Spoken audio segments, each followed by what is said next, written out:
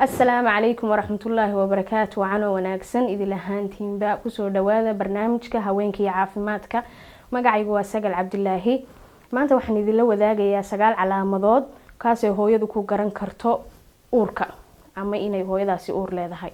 haddii aanu galo qodobka koowaad waa dib u dhaca caadada ama waxa loo yaqaano missing period. calaamadan waa calaamada ugu caansan ay dareemi karto ruuxa haweenka ah. haddii ay caadadu si joogto ah kuugu iman jirtay hadda si ay dib u dhacday, taas waxay ku tusinaysaa inuu uur jiro. laakiin waxa muhiim ah in la ogaado calaamado kale sida inay haweenayda la soo darastay xaalad caafimaad darro ama walwal ama stress. qodobka labaad ee lagu ogaan karo inay hooyadu uur leedahay isaguna wuxuu yahay isbedel ku imaada naasaheeda. haweenay badan waxay dareemaan xanuun, barar iyo casaan ama madooba inay madoobaato ibta ugu horeysa ee naasku. taasina maaha xaalad caafimaad darre ee waxay muujinaysaa inay hooyadaasi leedahay astaamihii ama calaamadihii uurka. qodobka saddexaad ee aan ku ogaan karno inay hooyadaasi uur leedahay waxa weeye lalabo ama matag. subaxa hore hooyadaasi waxay dareemaysaa lalabo ama matag ilaa maalinimada. taasina maaha xaalad caafimaad darro ee waxa weeye calaamado ama astaamo lagu qeexi karo inuu uur hooyadaasi leedahay. qodobka afraad ee kale ee lagu ogaan karo inuu uur jiro waxa weeye daal fara badan iyo hurdo la'aan. waana calaamad caadiya oo hooyada xaaladaheeda isbedelka ku imanaya ay ku jirto, taasoo ay xilliyada progesterone-koodu kor u kacayo ay saameyn ku yeelan karto inay hooyadaasi xaaladahan oo dhan ay dareento.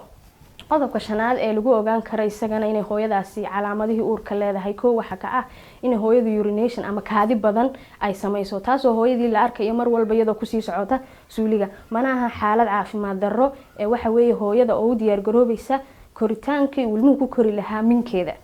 qodobka lixaad ee kale aan ku ogaan karno inay hooyadaasi uur leedahay waxa kamid ah hooyada oo cuntadeedu xumaato ama hooyada cuntooyinka qaar jeclaata sida dhandhanaanka macmacaanka oo kale qaarna diida ama dhibsata, oo ay kamid yihiin cuntooyinka urta leh oo kale sida kalluunka ama bariiska.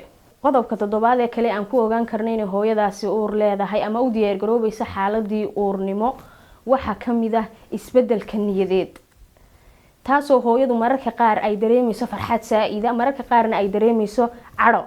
taasina maaha wax kale oo neurological ama si kale usoo galay hooyada, waa xaalad la socota ama la xidhiidha uurka hooyada. qodobka sideedaad waxay hooyadu dareemi kartaa xanuuno yaryar oo laakiin wax mushkilada lahayn, kaasoo ay kamid tahay kaadida oo midabkeedu isbedelo, xumad iyo qandho. qodobka sagaalaad ee kale lagu ogaan karo inay hooyadaasi uur leedahay waxaa kamid ah in hooyadu testiga ama pregnant testiga tijaabada uurka inay soo qaadato oo ay ku eegto gurigeeda iyadoo joogta ama inay goob caafimaad tagto.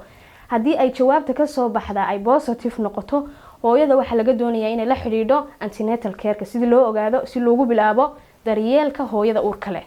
intaas waxay nooga eeg sagaalkii qodob ee aan ku ogaan karaynay hooyada inay uur leedahay. waad ku mahadsan tahay daawade muuqaalkan sidaad u daawatay. tan iyo inta muuqaal dambe ku kulmayno, caafimaadsan.